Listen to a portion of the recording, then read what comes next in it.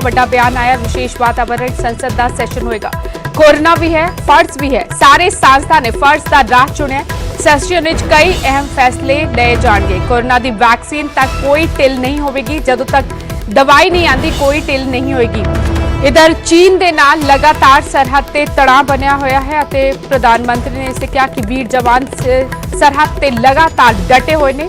पूरा सदन एक सुर दे नाल जवाना दे नाल खड़िया है। संसद के मॉनसून सैशन की अज शुरुआत हो रही है। प्रधानमंत्री नरेंद्र मोदी सदन पहुंच चुके ने। इस विचाले प्रधानमंत्री ने पत्रकारों के नाल गलबात की। सदन की शुरुआत तो पहला मीडिया को संबोधन किया। प्रधानमंत्री नरेंद्र मोदी ने कहा कि एक खास वातावरण च संसद का सैशन शुरू हो रहा है। कोरोना भी है अते कर्तव्य भी है, फर्ज भी है। प्रधानमंत्री ने इस दौरान सांसदा तो चीन सीमा देते बड़े चीन सरहद के मुद्दे ते एक सुर दे नाल सारे जवानों के नाल खड़े होने की गल कही है। प्रधानमंत्री ने कहा कि सांसदा ने फर्ज की राह चुनी है अते सांसदा की इस पहल लई उन्हां नूं वधाई दिंदा वां। बजट सत्र तो अंदाजे इस तो पहला रोकना पिया सी। चीन दे नाल सरहद ते तनाव जारी है। इस विचाले प्रधानमंत्री ने समय बजट सत्र समय से पहले ही रोकना पड़ा था। इस बार भी दिन में 2 बार, एक बार राज्यसभा एक बार लोकसभा, समय भी बदलना पड़ा है। सैटरडे संडे भी इस बार कैंसिल कर दिया गया है। लेकिन सभी सदस्यों ने इस बात को भी स्वीकार किया है, स्वागत किया है और कर्तव्य पथ पर आगे बढ़ने का फैसला किया है। इस सत्र में कई महत्वपूर्ण निर्णय होंगे।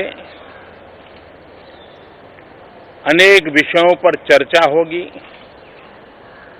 और हम सबका अनुभव है कि लोकसभा में जितनी ज्यादा चर्चा होती है, जितनी गहन चर्चा होती है, जितनी विविधताओं से भरी चर्चा होती है, उतना सदन को भी, विषय वस्तु को भी और देश को भी बहुत लाभ होता है। इस बार भी उस महान परंपरा में हम सभी सांसद मिलकर के वैल्यू एडिशन करेंगे, ऐसा मेरा विश्वास है। वर्तमान भारत के राजनीतिक और आर्थिक इतिहास के दस्तावेज हैं। लोकतंत्र, संविधान और राजनीति को लेकर साझा किए गए उनके विचार आने वाले समय में हमें मार्गदर्शन करेंगे। श्री प्रणब मुखर्जी का निधन नई दिल्ली में 31 अगस्त 2020 को 84 वर्ष की आयु में हुआ। माननीय सदस्यगण, मुझे सभा को अपने साथी श्री एच बसंत कुमार और विख्यात गायक पंडित जसराज तथा 13 पूर्व संसद सदस्यों की दुखद मृत्यु के बारे में भी सूचित करना है। श्री एच बसंत कुमार तमिलनाडु के कन्याकुमारी संसदीय क्षेत्र में वर्तमान सदस्य थे।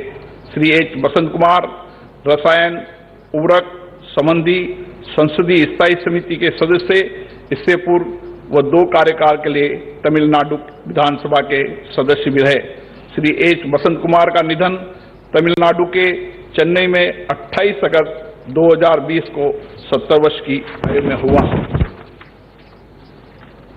पंडित जसराज जी एक सुप्रसिद्ध शास्त्रीय गायक और भारत में लब्ध प्रतिष्ठित सांस्कृतिक दूतों में से एक थे। पंडित जसराज ने हिंदुस्तानी शास्त्रीय संगीत को अपने स्वर के माध्यम से पूरे विश्व में पहुंचाने के लिए अपना जीवन समर्पित कर दिया।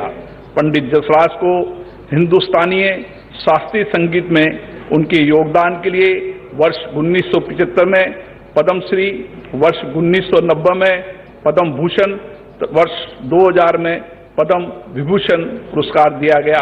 साथ ही भारत सरकार ने उन्हें संगीत नाटक अकादमी पुरस्कार से भी विभूषित किया। पंडित जसराज का निधन 90 वर्ष की आयु में संयुक्त राज्य अमेरिका के न्यू जर्सी में 17 अगस्त 2020 को हुआ। श्री गुरदास सिंह बादल पंजाब के फजिल्का संसदीय निर्वाचन क्षेत्र से 5वीं लोकसभा के सदस्य थे। श्री गुरदास सिंह बादल वर्ष 1967 से 1969 तक पंजाब विधान परिषद के सदस्य थे। श्री गुरदास सिंह बादल का निधन पंजाब के मोहाली में 15 मई 2020 को 88 वर्ष की आयु में हुआ। डॉक्टर नेपाल सिंह सोली लोकसभा के सदस्य थे, जो उत्तर प्रदेश के रामपुर संसदीय निर्वाचन क्षेत्र का प्रतिनिधित्व करते थे। वह नियम समिति, मानव संसाधन विकास संबंधी समिति, अन्य पिछड़े वर्गों के कल्याण संबंधी समिति के सदस्य रहे। इससे पूर्व डॉक्टर नेपाल सिंह उत्तर प्रदेश विधान परिषद में 5 कार्यकाल के लिए सदस्य थे और उन्होंने उत्तर प्रदेश सरकार में माध्यमिक शिक्षा और भाषा मंत्री के रूप में कार्य किया। वे उत्तर प्रदेश विधान परिषद में विपक्ष के नेता थे। डॉक्टर नेपाल सिंह का निधन उत्तर प्रदेश के मुरादाबाद में 22 मई 2020 को 79 वर्ष की आयु में हुआ। श्री अजीत जोगी 12वीं लोकसभा के सदस्य थे, जिन्होंने मध्य प्रदेश के रायगढ़ संसदीय निर्वाचन क्षेत्र का प्रतिनिधित्व किया। 14वीं लोकसभा में छत्तीसगढ़ के महासमुंद संसदीय निर्वाचन क्षेत्र का प्रतिनिधित्व किया। श्री अजीत जोगी 2 कार्यकाल के लिए राज्यसभा के सदस्य रहे तथा राज्यसभा की उपसभापति तालिका के सदस्य थे। श्री जोगी विज्ञान प्रौद्योगिकी संबंधी समिति तथा पर्यावरण वन संबंधी समिति के सभापति थे तथा कई संसदीय समितियों के सदस्य भी रहे। श्री अजीत जोगी छत्तीसगढ़ विधानसभा के वर्तमान सदस्य थे तथा वे वर्ष 2000 से 2003 तक नवनिर्मित राज्य छत्तीसगढ़ के पहले मुख्यमंत्री थे। वह 4 कार्यकाल के लिए छत्तीसगढ़ विधानसभा के सदस्य भी रहे। श्री अजीत जोगी जी का निधन छत्तीसगढ़ के रायपुर में 29 मई 2020 को 74 वर्ष की आयु में हुआ। श्री पी नामग्याल 7वीं, 8वीं और 11वीं लोकसभा के सदस्य थे, जिन्होंने लद्दाख संघ राज्य क्षेत्र के लद्दाख संसदीय निर्वाचन क्षेत्र का प्रतिनिधित्व किया। वो 8वीं लोकसभा के दौरान भूतल परिवहन और संसदीय कार्य मंत्रालय में उप मंत्री तथा रसायन पेट्रो रसायन मंत्रालय तथा संसदीय कार्य मंत्रालय में राज्य मंत्री थे।